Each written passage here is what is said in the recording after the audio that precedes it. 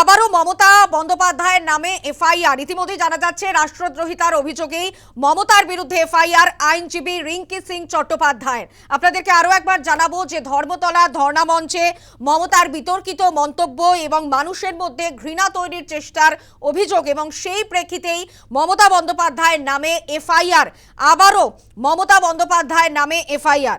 রাজনৈতিক ভাষণে বাংলাদেশের ঘটনায় দেশের স্বরাষ্ট্র মন্ত্রকের নাম জড়ানো রাষ্ট্রদ্রোহিতার অভিযোগে ইতিমধ্যেই মমতার বিরুদ্ধে আবারও এফআইআর। ডিসেম্বরে বাংলাদেশে খুন ওসমান হাদি মন্তব্য করতে গিয়ে স্বরাষ্ট্র মন্ত্রকের নাম জড়ানো মমতার মন্তব্যে ইতিমধ্যেই শোরগোল পড়েছে বাংলাদেশে। ধর্মতলার ধর্ণা মঞ্চে মমতার বিতর্কিত মন্তব্য এবং যার প্রেক্ষিতে রাষ্ট্রদ্রোহিতার অভিযোগ উঠছে মমতা বন্দ্যোপাধ্যায়ের বিরুদ্ধে, এবং আবারও মমতা বন্দ্যোপাধ্যায়ের নামে এফআইআর। প্রতিবেশী রাষ্ট্রের সঙ্গে কূটনৈতিক সংকটের আশঙ্কা, দেশের নিরাপত্তা বিঘ্নিত হওয়ার আশঙ্কা প্রকাশ। রাষ্ট্রদ্রোহিতার অভিযোগে মমতার বিরুদ্ধে এফআইআর।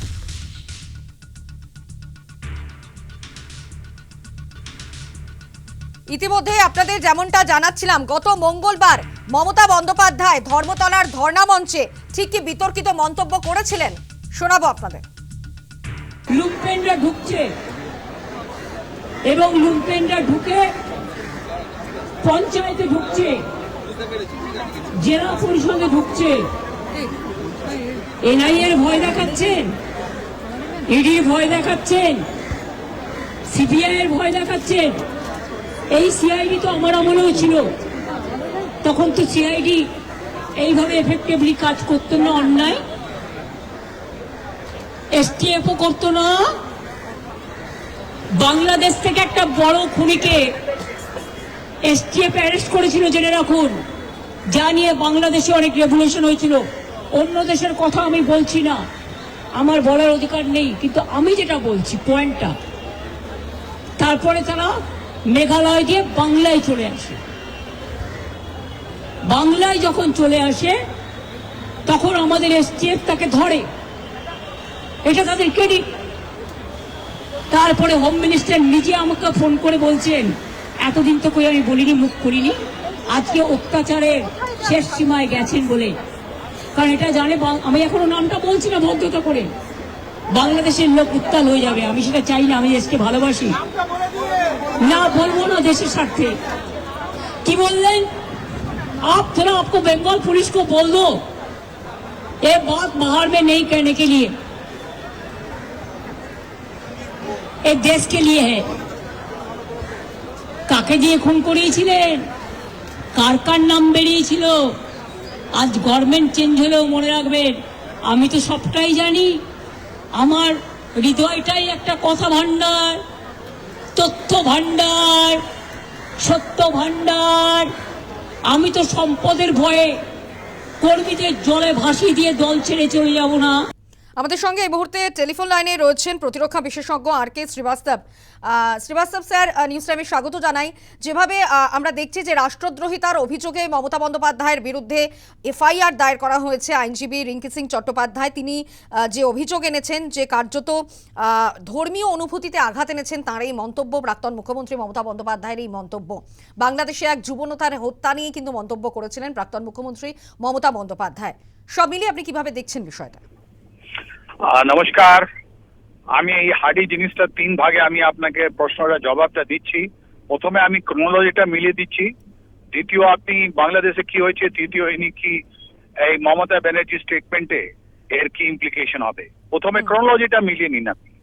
12ই ডিসেম্বর 2025-এ যখন বাংলাদেশে ইলেকশন হচ্ছিল তখন হাদি ওনার একটা মার্ডার করা হলো, উনি মারা গেলেন, ওনার মাথায় এক গুলি লেগেছে।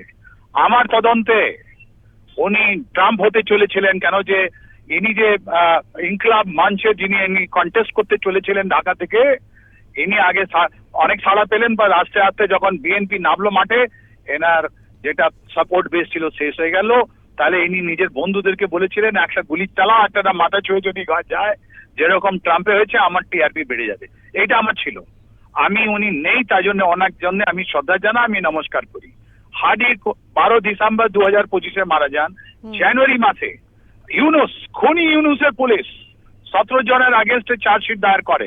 এরা সব আওয়ামী লীগের লোক, কিন্তু ওর মধ্যে দুজন লোক পালিয়ে গেছে। ওই দুজন লোক পালিয়ে গিয়ে মার্চ মাসে, যখন ফেব্রুয়ারিতে আপনার বাংলাদেশের একটা নতুন গভর্নমেন্ট এসছে, তারপর মার্চ মাসে এই দুজন লোককে কলকাতা থেকে গ্রেফতার করা হবে। মমতা ব্যানার্জিকে আপনি সোজাসুজি আমরা জিজ্ঞেস করছি, এই যে দুজন ধরা পড়ছে, কি কলকাতা পুলিশকে ইনফরমেশন কে দিল? কোথায় থেকে জানতে পারলেন যে হাদি দুজন অ্যাসাসিনেটর যেটা আছে কলকাতা লুকিয়ে আছে? কলকাতা আগে যেটা ক্রান্তিকারী ঘাঁটি ছিল, এখন ওনার যুগে এই মমতা ব্যানার্জি টাইমে এই আমাদের কলকাতার মাটি যেটা ছিল সন্ত্রাসবাদীদের ঘাঁটি হয়ে গেছিল, রাইট? এই দুজনকে যে ধরা পড়েছে, এর ঘটনাটাই উনি বললেন। এই দেখুন, এটা হলো প্রথম পার্ট, ক্রোনোলজিটা বুঝে নিন। ডিসেম্বর মাস, জানুয়ারি মাস ইউনুস, এন্ড মার্চ মাসে যখন বিএনপি গভর্নমেন্ট, তখন এই দুজন লোক ধরা পড়েছেন। Exchange of intelligence between Bangladesh and India, এর মধ্যে কারো কিছু লেনা দেনা নেই। কেন এনাকে বলা হয়েছিল কি আপনি এটা কথা বলবেন না? কেন যে বাংলাদেশ ইন্ডিয়ার মধ্যে একটা এক্সট্রাডিশন ট্রিটি আছে, যেহেতু এই আপনার চার্জশিটটা আপনার ইউনুসের টাইমে ফাইল হয়েছিল, নিশ্চয়ই এটা ভিন্ডিকেটেড। তার মানে ওরা চেয়েছিল যে আওয়ামী লীগ 17 জন লোক ছিল, ওর মধ্যে ম্যাক্সিমাম আওয়ামী লীগ লোক। ওরা ইনোসেন্ট ছিল না ওদের রিয়েলি এনার মঞ্চে লোক ছিল কেউ জানে না। তাই জন্য একটা কসস পাথ নেওয়া হলো যে এই জিনিসটা আসতে করো। ইনি আজকে কেন বললেন?